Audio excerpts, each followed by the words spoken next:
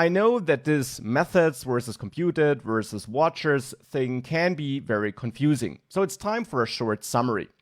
Methods can be used in your template to bind data, to use them in an interpolation, for example, to derive data that should be used in the template, or for event binding. You can use methods for both.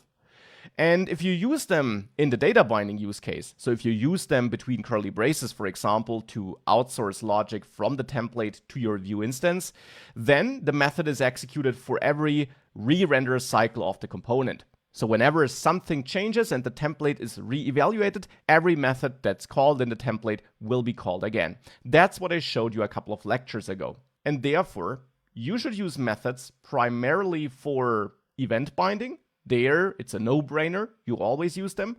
Or for data binding, so with double curly braces, for example, if you really want them to re-execute whenever something changes on the page. Otherwise, use computed properties, because those can only be used with data binding. You don't use them with event binding.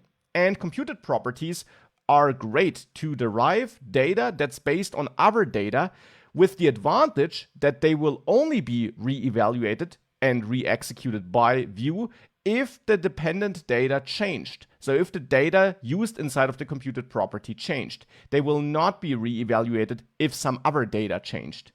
And therefore, use them for data that depends on other data. Last but not least, watchers are not directly used in the template. You don't reference them there, but you can watch any property, even computed properties, with them.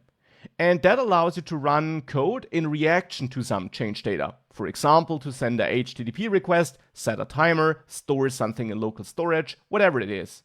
So typically, you should use watchers for any non-data updates you want to make. Whenever you got some behind-the-scenes work to do based on some changing data, you might want to consider a watcher.